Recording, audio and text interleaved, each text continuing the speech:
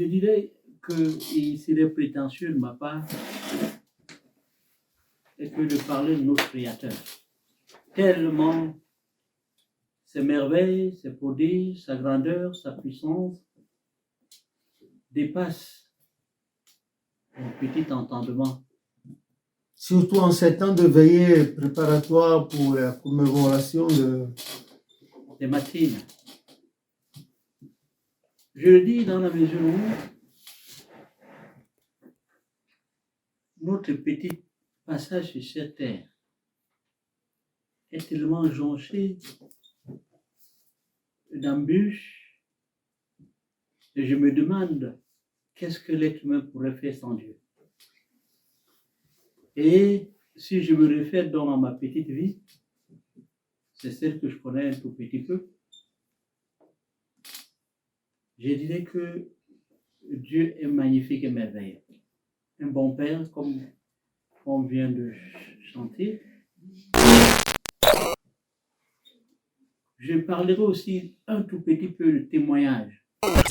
J'essaierai d'être un peu bref, vu le temps qui nous est imparti. J'ai eu à rouler ma bosse dans pas mal de milieux, aussi bien que dans les milieux ésotériques que dans des milieux chrétiens. Mais j'ai eu l'opportunité de franchir la porte et d'entrer dans cette église, j'ai été émerveillé et j'ai tellement appris et je continue à apprendre. L'église Somme Céleste, c'est vraiment un trésor pour l'humanité, l'Afrique en particulier. Dans cette église, Dieu que nous voyons si loin, donc dont on nous parlait de si loin, une fois dans cette église, Dieu, on le voit beaucoup plus proche. Et chaque seconde qu'il nous accorde, c'est des moments de merveille et de prodige. Ce qui n'était pas possible pour beaucoup parmi nous hier, il a rendu cela possible. Que son Saint-Nom soit béni. Alléluia. Et ce que, de façon succincte, je peux dire dans ma relation avec Dieu, c'est que les voies de Dieu sont insondables. Et Dieu ne pense pas comme nous. Il ne voit pas les choses comme nous.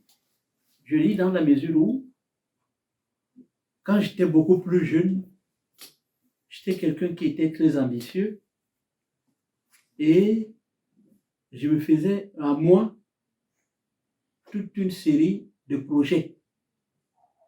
Mais les projets que je faisais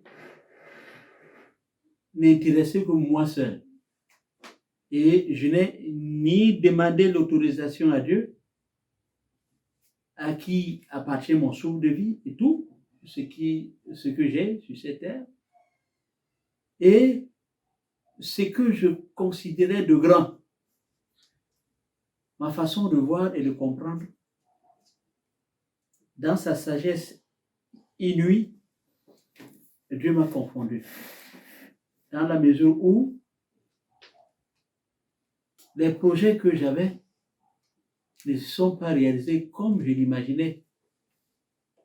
Et lui m'a fait prendre des voies que je ne soupçonnais même pas.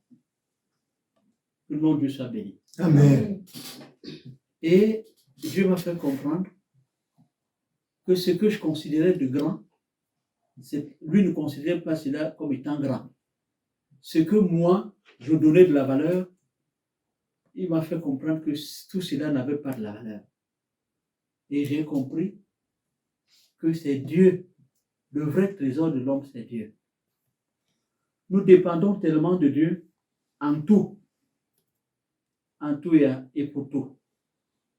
Et quand on devient chrétien, nous devons apprendre à marcher avec Dieu, à le suivre et à nous laisser conduire comme un petit enfant. Et comme c'est un Père qui est fidèle, tout ce qu'il promet, il le réalise.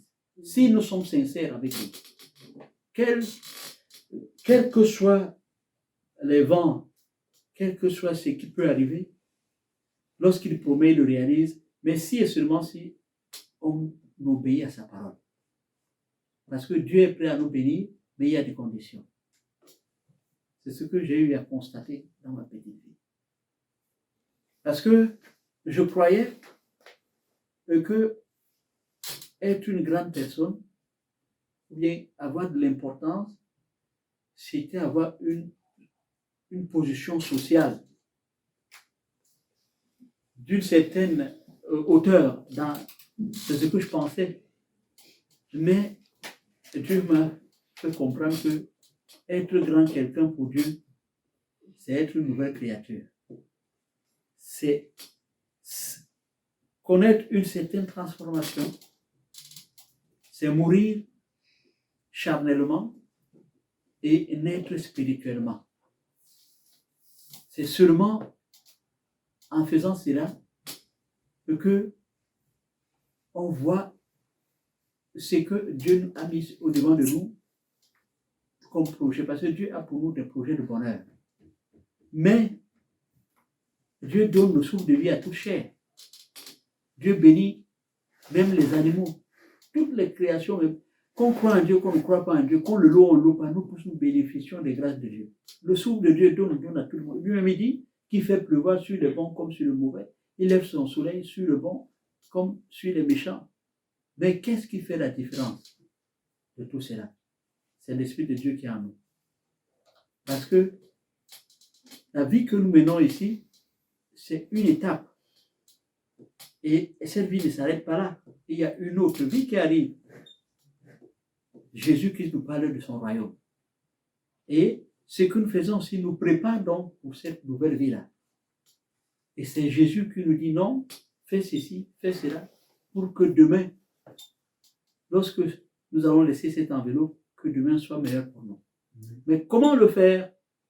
C'est Christ qui connaît le chemin. Il dit, je suis le chemin, la vérité et la vie. Donc, si nous ne le suivons pas, qu'est-ce qu'il adviendra pour nous demain? Parce que le monde passe avec son orgueil, avec tout ce que les hommes regardent et courent derrière et qui ne peuvent pas les sauver. C'est Jésus qui seul qui peut sauver.